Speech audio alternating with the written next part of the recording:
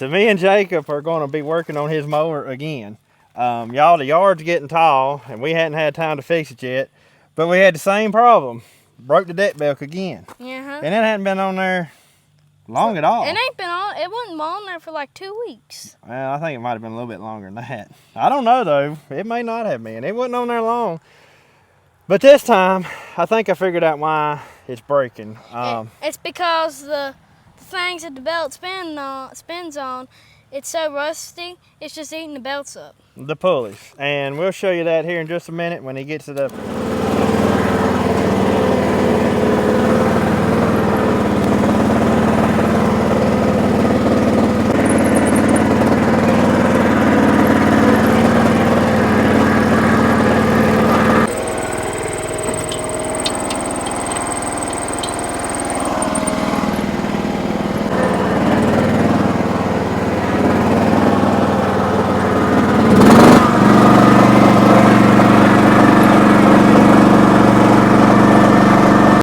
Let's get the deck out from under, and I'll show y'all what we think's wrong with it. It is. You have to put it all the way.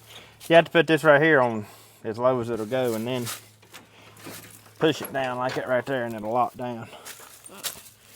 Then that little arm right there loosens up the belt right here.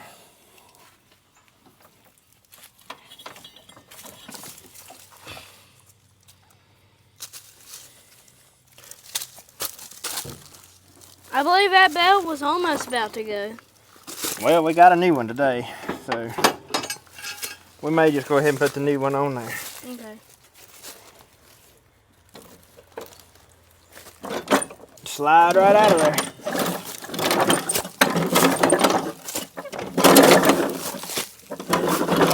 So guys, the only thing I've been able to figure out here is where this thing sit for a long time, the pulleys got eat up with rust pretty bad, and they are rough. Even after he's mowed all summer with it, those pulleys are still rough. You can see it right there. And the best of my guessing is those pulleys being rough like that are causing to eat the belt up and break prematurely. So we've got brand new pulleys for the deck here, and brand new belt, of course, and the brand new drive belt for the deck. So we're going to get all that put on there today, and hopefully he's back in business mowing by, well, here in just a little bit. I'm checking that one right there. That one is a little bit rough, and I don't have that pulley. It wouldn't have hurt to have had it though. We may have to get that one later. But those right there, now that one, that center one right there is not near as bad, but the two outside pulleys, oh yeah, that one right there is rough as it can be. Y'all see that? That's probably what it looked like when we first pulled it out, that one. That one. Mm-hmm. That pulley right there was for the bagger I used to have for it. But yeah, that pulley right there is rough. So, like always, don't do like me and be in a hurry and just replace things and not looking for what might be the actual problem. If I would have just, yeah, that's part of the belt that was hung around that bolt. If I would have just looked, instead of just throwing a new belt on, I would have instantly known that these pulleys were no good. But y'all, we just throw belts on it, and well, here we are replacing another belt. So take a lesson from me and learn that it never pays to be in a hurry. Let's see if I got a socket big enough in here to fit that pulley. Oh yeah, it should be. Can I unscrew it? 1 1/8.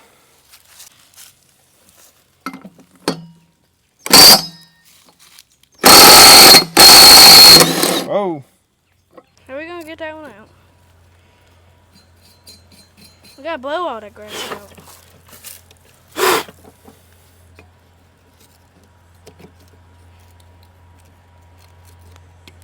Oh, there's a nut in there. Mm-hmm. Yeah, when we put this back on, we'll just keep that little pulley off. Okay.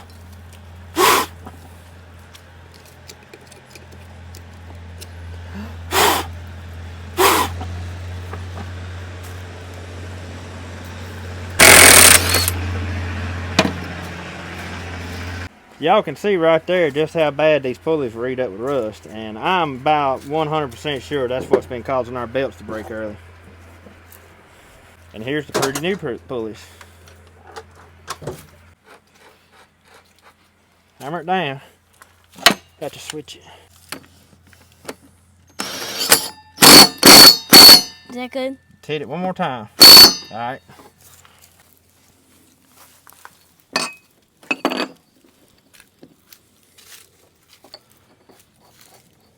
You think we gotta grease them when we get done with them?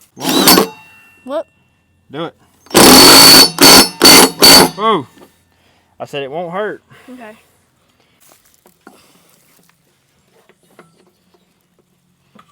Well, there ain't no way that's the right belt. That looks like it's way too long.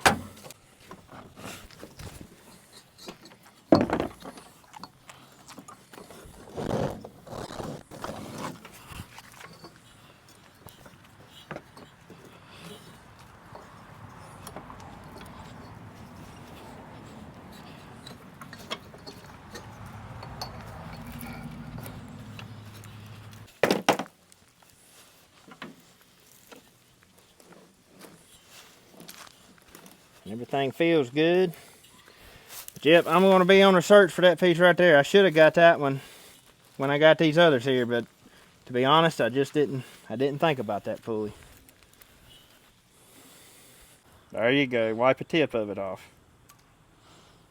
You always wipe that tip off, because if there's any trash on that tip, when you put grease down into it, it's going to push that trash down into the bearing.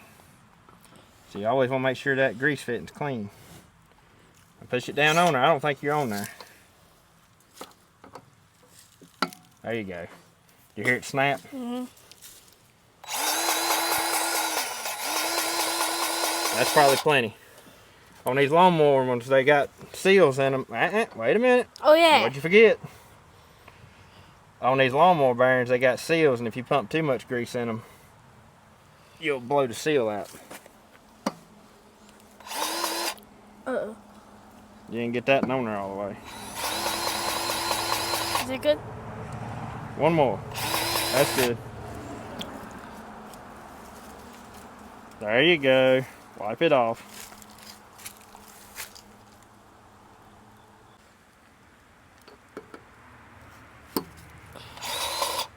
I thought I got it on there. That's good.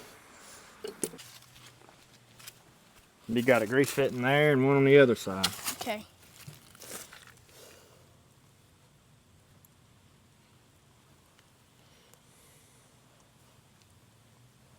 You need your paper towel instead of your fingers, don't you? Mm-hmm. Yeah, it ain't on there. Keep it a little farther.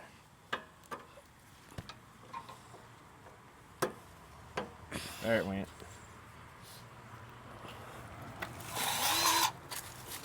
Now that one you can squirt it till you see it squeezing that. There you go. That's all you need. Look at that dirty grease. Yeah, that's the other thing about greasing. The new grease pushes the old dirty grease out when you don't have seals you got to worry about blowing out.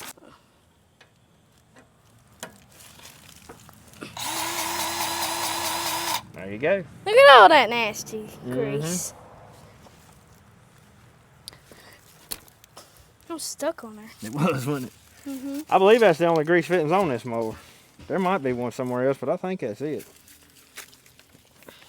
Well, Jacob, the deck's ready to go back under. I already got the belt on it. Okay. But eventually, your storage place is going to run out of room. I know.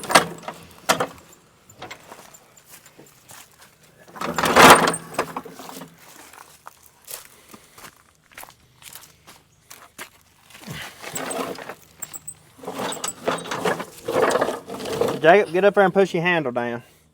Your deck handle.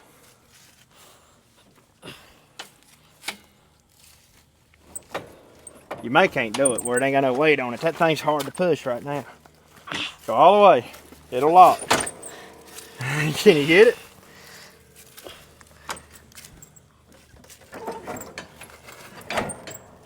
You got it.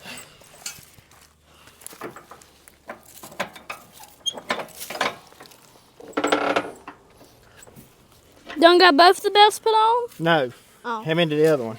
Okay. It's black.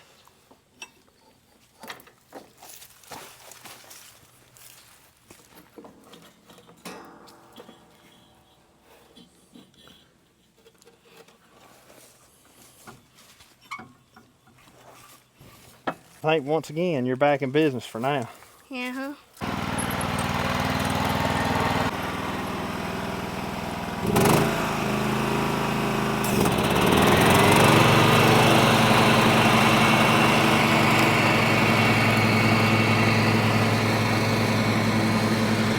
Me and Maggie are out here taking care of the chickens, and I wanted to show y'all something real quick. A couple of my chickens are molting, and if you're new to chickens, you may not realize what's going on. When you see your chickens looking like, hang on. Come here, you ugly thing. It's running from me. This one's been molting. When you see your chickens looking like they got the mange. So that one's molting right now. And the rest of them will more than likely, you know, each one of them will start doing that. My speckled one has been molting too, but a lot of its feathers have already grown back. I wish it would come out here. But you can see the feathers. You probably can't tell in the video, but around its head, you can see little pin feathers sticking out. That's new feathers. New feathers coming in around its face. That's something very normal that chickens go through. They usually don't lay eggs when they're molting. And our egg count has went down a little bit of what we're getting per day. And I figure that's why. What it is, they're just growing new feathers. Every year they grow brand new feathers. They look rough for a little bit. But she'll be pretty and fluffy here before long.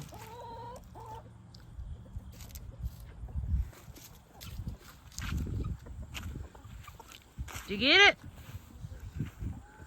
I heard your video.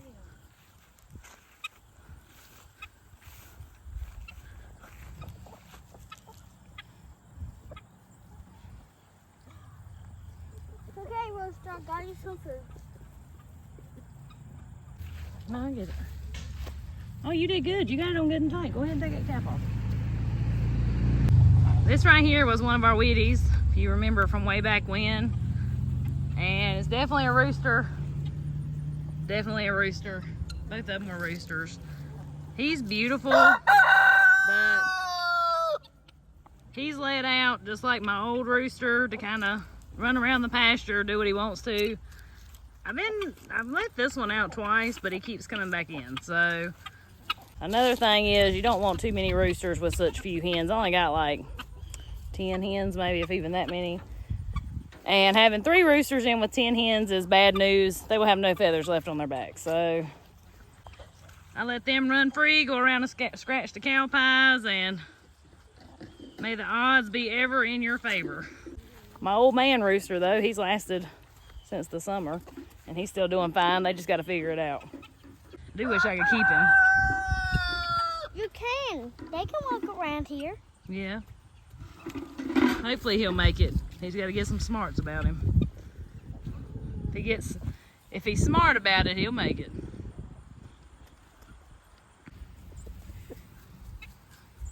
They just crack me up though. They look so rough. But you can see, let me see if I can get close enough to it to show you. There's new feathers coming in already on her back.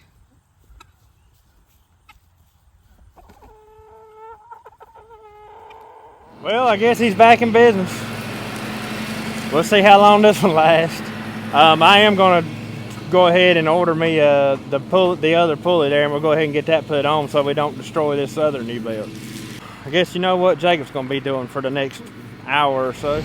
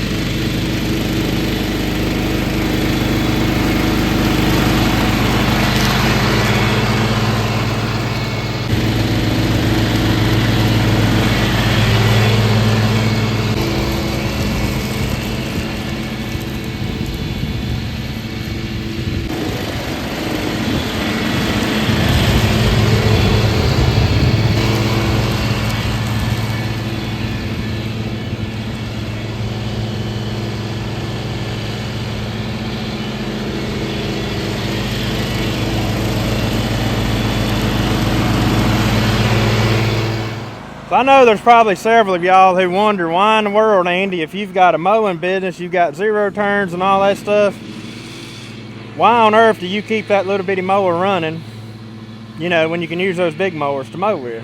And it'd be a whole lot faster. Well, the fact of the matter is, y'all, Jacob's not quite big enough to operate a zero turn yet. He handles that one right there really well. Jacob enjoys mowing the yard, but not only that, I think it's extremely important at a young age for a kid to have responsibilities. Now, Jacob's only 9 years old. Jacob's been mowing the yard since I think he started last year on a regular basis. He had played with it some before that, but last year was like his real first year of mowing the yard just about every time. So at 8 years old, Jacob started mowing the yard, and that's been one of his responsibilities around here. Now, y'all know that the kids, they feed the animals and stuff like that too, but giving him something like that that's like his job, that's his responsibility, I think it teaches him something. Now, y'all, I don't put him in harm's way. I don't let him mow the rough spots. I don't let him mow the steep spots. You know, he stays away from all that, and he knows what he can and can't mow. So I do that part. But I'm just saying, I think giving a kid at a young age a responsibility and a job to do, that way they can look back and they can either look at it and say, well, that looks good, or they can look at it and say, well, that don't look good at all. And you know, that's the other thing is, you know, I'm somewhat picky about my yard, like not near as much as I used to be, but I critique him quite a bit on it, especially when he first started out. You know, if he was missing spots or what else, I let him know. I wasn't scared to let him know that he didn't quite perform what I wanted him to do. He learned then after that what he was supposed to be doing, and ever since, y'all, he's been doing a great job. Thing is, us as parents, how else are our kids supposed to know how to do anything if we don't teach them? We have to teach them the right way. We can't just let them go out and halfway do a job and then say, oh, good job. That's not how this works. They've got to know what the good job is and what the bad job is.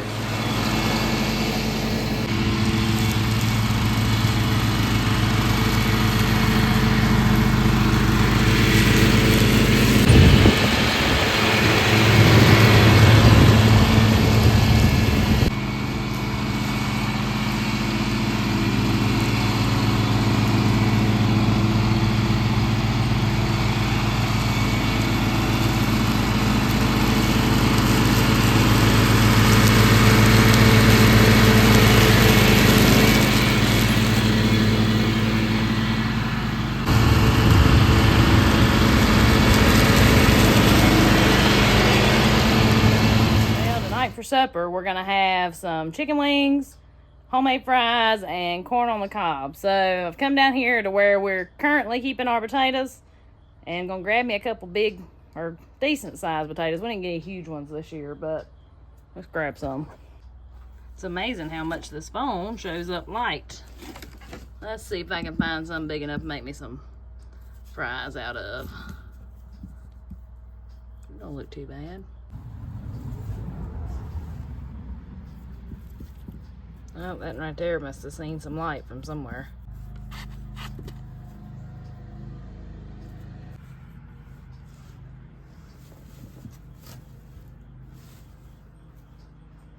There we go. We're gonna get our potatoes cut up for our fries. I do this a really simple way. I've got one of these apple peeler core things, and I just do it just like it was an apple. Makes pretty good size potatoes. Makes pretty good size French fries. See there?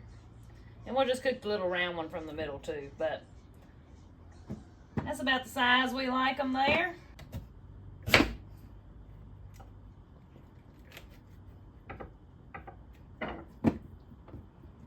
I'm actually going to cut these round pieces up. They'll cook a little better. We're going to drizzle these with some olive oil. Alright, so let's do a good sprinkle of pepper. I love peppery French fries. It's probably just because I like pepper so good, but pepper and fries go really good together. Gonna do a good sprinkle of salt, garlic powder, onion powder. And that part right there, I mean, you just put whatever seasoning you want. If you want just salt and pepper, totally cool. Or if you don't want no seasoning, that's cool too. But potatoes has got to have a little something. So we're just gonna kind of get all that mixed in. I kind of like do a little Italian herb seasoning on them too. I didn't today. Homemade French fries take no time to make, and you'll be surprised if you go to reading your ingredients on your store-bought fries. I know that I was. And it took me just a few more minutes longer than it would have took me if I had just opened a bag to put them on here. So, we just make homemade fries, because I'm a tater-loving girl. Just trying to make sure it ain't none like piled on top of each other here. There we go. We're going to stick those in a 400-degree oven. I'm making them out in about 15 minutes and kind of flip them the best that I can. And then just let them cook till they're kind of crispy on the outside but soft in the middle.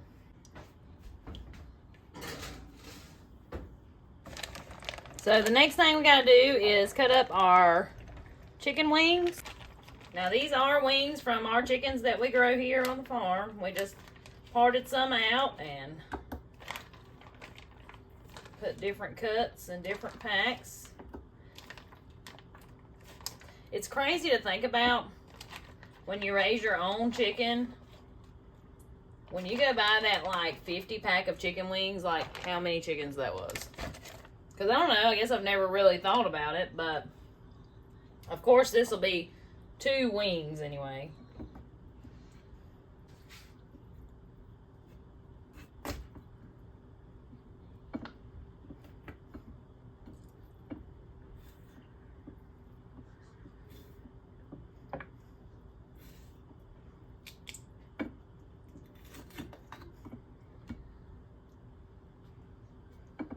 See there? 2 perfect little wings. So you try your best not to cut through bone when you're parting up chickens or when you're parting up wings like this. I try to do a little cut and try to find the joint. That way I ain't sawing bone.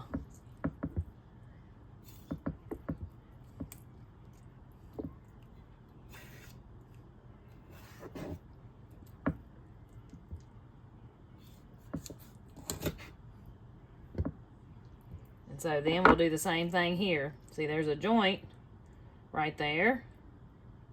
So I'm going to find that joint. Feel where it's at.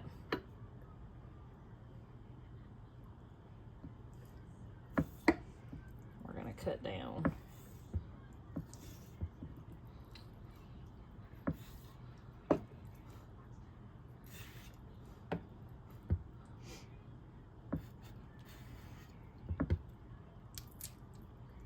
Is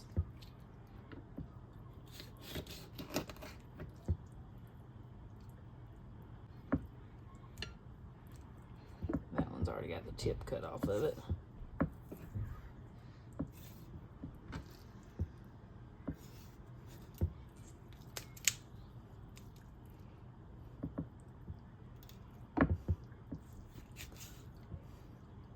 And one fun fact is, if you learn to cut up your own chicken or your own wings or whatever like this, the cheaper they will be, because that's the less work they had to be done for them to be packaged.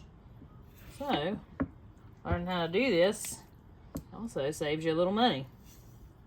It ain't a bad looking plate of wings right here. So now we'll wash my hands, we'll throw a little seasoning on them. They can sit there with that seasoning on them till Andy is ready to throw them on the grill. Now, if you don't want to grill them or don't have time, another way I do it is I'll cook them in a 400-degree oven, turn them about every 20 minutes until they get done. It usually takes around an hour, but it works really good that way too. But we're going to grill these tonight. This is looking out my kitchen window. Andy's out there finding us some corn for supper. People always ask what in the world I'm looking at when I'm looking straight ahead. Well, now y'all see. Looks out over my garden. So it wasn't hitting on much. Little nubbins. Look at that. That's Any, a good one. is there any more left out there? No. Put it over in my pot, baby. No, it's done. I'm done. So this is our last fresh corn, huh? Yeah. Unfortunately,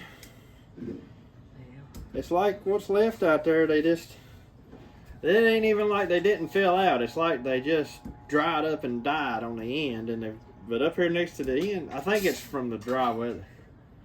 Or from the rain, because the plants look like they drowned it.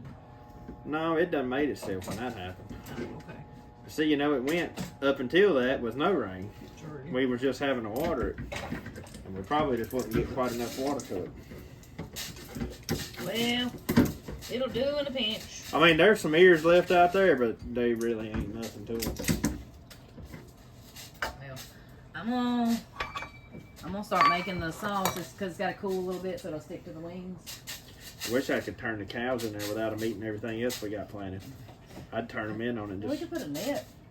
crossways. Yeah, is Candy all right down there? Oh, she's still out.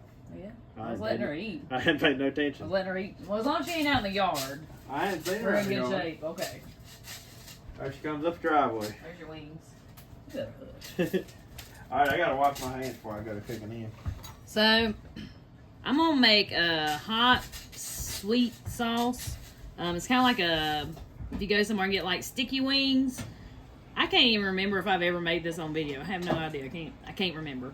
Anyways, it's very simple, but it's great on hot wings. So, what you're gonna need is a 1/3 cup of hot sauce. I'm using Texas Pete.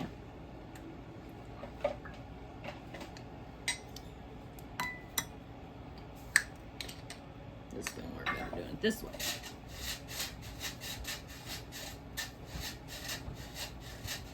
We're gonna need 1.5 cups of brown sugar. We're gonna mix all that together. Cut our heat on low till all that sugar melts. Once all that sugar melts, we'll just take it off the heat and let it cool a little bit, because it's gonna have to cool just a little so it'll stick to our chicken wings.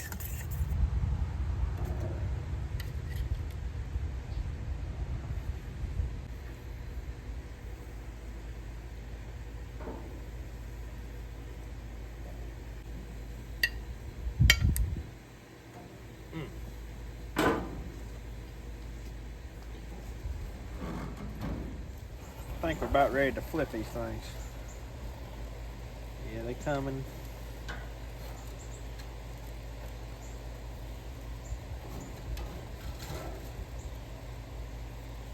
It's always hard for me to tell when chicken's done when I'm cooking on the grill. And chicken wings, they don't take long at all to cook because they're so small. But it's just, I don't know, I always, even though chicken's better when it ain't quite too done, I'd rather have it just a little bit too done than I had not done enough, of course. But yeah, they always freak me out just a little bit when I'm trying to cook chicken. I will say this though, when you're cooking your homegrown chicken, it's almost like it's not near as hard to get too done as like store-bought chicken. You know, usually if you get chicken too done, it's the dry, it's just not good. But these homegrown chicken, man, I don't know if it's just that big a difference in the chicken or what, but it's almost like you can't get it too done because it's still juicy no matter how long you cook it.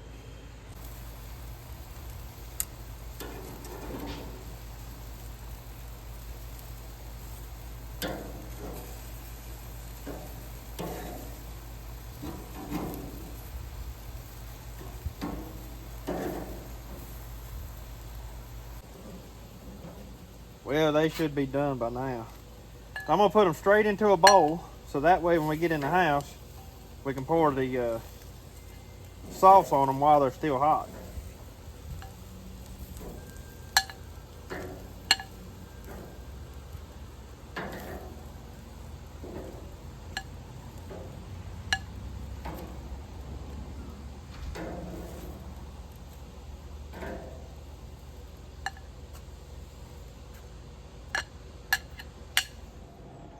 On goes the special sauce.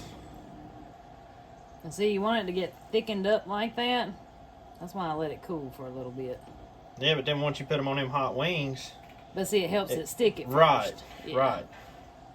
Yep. Almost like it glues to them. Yeah. Boy, that smells good. I'll just let that kind of run down in there. Then there'll be some ponded up in the very bottom, and you can roll them around. We roll them around then before you put them on your plate. That's right. Sticky wings or something. I don't know. Sticky wings. You know, you see that on people's menus Yeah. and stuff. I'm assuming like it's something like this. But Well, it's great. sticky wings is a good description for them. Yeah. All right, give me some of these fries. These fries look good. Our little corn nubbins. The chicken legs were for Maggie. She doesn't like chicken wings, so. Even though they're pretty much the same thing.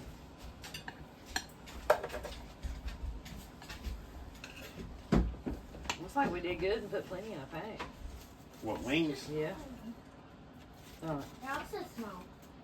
Yeah, I swear though, I think I could sit down and eat every one of those. think so. Yeah. If they smell as good as, if they taste as good as they smell, I could.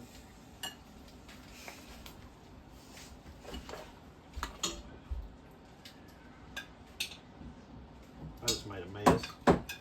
Your sticky sauce stuck to the spoon, and I slung it everywhere. Look yonder, y'all. That don't look bad at all. And all of it was right here except for the sugar and the hot sauce. That's the way it's supposed to be. All right, I'm going to sit down and eat me a bite. Supper was pretty good, wasn't it? It was delicious. Y'all, if you ain't never tried that kind of sauce on chicken wings. Well, hey, it was even good on the fries. Yeah, we were dipping the fries with it. Yeah, we decided to dip the fries in. It was great. But we've come up here to at what's supposed to be the sorghum patch. Yeah. It's not much of a sorghum patch. But you can see we've got some pretty decent seed heads out here. And we're going to go ahead and get enough of those cut for us to have seed for next year. Then I'm bush hogging it all down because we finally have a nice stretch of weather here that's coming up. And I'm hoping it gets dry enough that I can sow what was the potato patch over there in the cover crop and get this patch right here sowed in the cover crop. So I'm just taking... Now, how do you know they're mature enough? You can just about see that right there, how them seeds are falling out. Yeah. Like, that's definitely mature. These we'll put them, well, I guess we'll put these in our greenhouse too and let them dry a little bit more, and then we can put them up. The greenhouse is really coming handy. I know, it's a seed drying house. But don't you look at the stalk too? So, well, yeah, if you were wanting to squeeze it for molasses, you would look at the stalk and like see how everything's done. The stems turn purple looking. That stalk right there is ready to squeeze. You want to try some? Yeah, let me try a little piece of it. It's also good, and a good way to tell is if it's sweet. It's not juicy, I can tell you that. Well, you remember what the man told us at the Yeah, farm he said festival? it took a lot for them to get 100 gallons. Yeah, a lot more than it usually does. You want me to peel it, or you just going to chew on it like that? No, you got to peel a piece. You got to peel it. All right, hang on. You can break a little piece of the stalk off and peel it, and it should taste sweet. Yeah, and you can chew on it Yeah. like you would a piece of candy. You eventually have to spit it out because it's very steamy, but it's good though. This one right here might be just a little bit too old, but it should be. You ain't gonna try it? I ain't chewing on it. Let's see.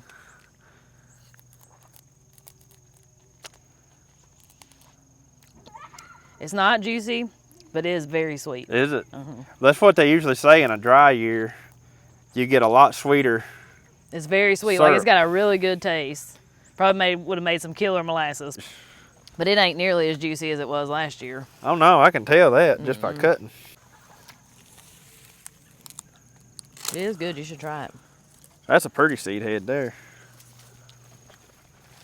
And y'all, that's one thing about this stuff. Like, it don't take but 3 or 4 seed heads, and You got plenty of seeds. you got more seeds than you'll ever plant. So if y'all don't remember, we did replant or plant sorghum for this year. Actually, most of what you see, not all of it, but most of what you see came up from last year due to the drought and the wet weather before the drought. It never ruined, we didn't get a good stand. It didn't come up good. We actually planted, how old was them seeds? 20 years old? It was 20-something years old. And yeah. we had several hills of that actually come up. They did come up, because you can see some of these where the rows are. But that's what we planted during the drought, and it just didn't come up. And like I said, this right here came up from last year's cane, the seed that fell down on the ground. Yep. And so we said we wasn't going to fight it that hard. We're not ready to squeeze molasses the correct way anyway. We squeezed some last year. We still have some left. So that's fine. If you want to check out those videos, I actually have a whole playlist of us doing that last year. And it was so much fun. I was kind of sad we couldn't do it this year, but. Well, I know somebody's going to ask, what is sorghum? Because a lot of people haven't been here with us that long. And this is what people, you know, this field should have been full of this stuff right here. And you squeeze it down in a mill and squeeze the juice out of the stalk, and then you cook that juice down. It's a very time-consuming process, All day. like an all-day process to cook cooking, it, yeah. just to cook it. And then that's what you make molasses, which is what we call it here. It's technically sorghum syrup, but we call it molasses. But anyways, that's what you make it out of, and it's like an all-natural sweetener. Almost. It makes killer cookies. It does, yeah. Molasses cookies are amazing.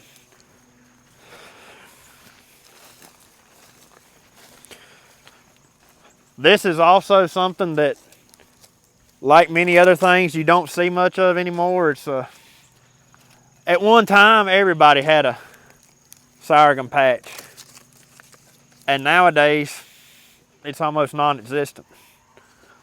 I can still think of, though, there's probably 4 or 5 different people around here that still plant. That still do it, but Yeah. it used to be a whole lot more. But yeah, it used to be, like I said, everybody did, or at least somebody in your family did. It's kind of like killing hogs. It was a family event. Well, it's got to be a family event, because you can't do this right here with just a couple people when you cook in a big batch. Like Right. usually you cook 100 gallons down. When like I think our vat's a 100-gallon vat, and you can't do that with just a couple people. Now, when we done it last year, we done it just me and Megan, but we just cooked a little bitty It was a pot full. pot yeah. full. But if you're trying to cook 100 gallons, you'll work yourself to death with just a couple people. I think I'm gonna get this one right here, and we're gonna call it quits. All right. Yeah, I think you got plenty. Well, I always like to have Now, what more. kind is this? What is it called? This is sugar drip. Okay. I was gonna say that, but I couldn't remember. Yep, that's what it is. Well, the rest of it's gonna get bush hogged down. I'll clean this field up, and see, once I get all this growth off of it, once I get it mowed down, that sunlight will get down there and help dry that soil out even faster. And hopefully I can get it replanted sometime towards the end of the week here. Back it up straight. Come on.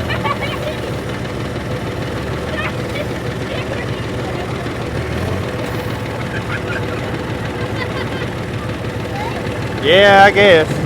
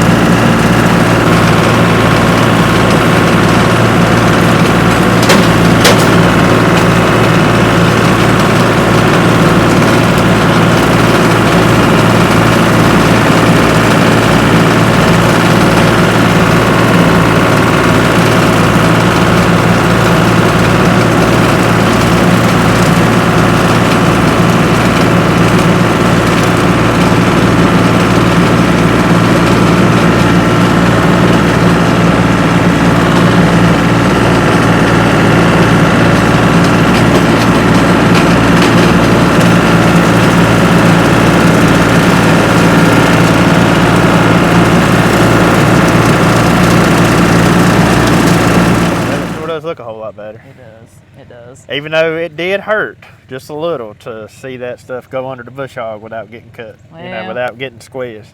Sometimes you gotta do what you gotta do. It wasn't enough of it there to fool with. No, not to even dirty up the stuff. Especially no more juice than what come out of what you had there. We wouldn't have got enough to fill up a bowl out of that little bit.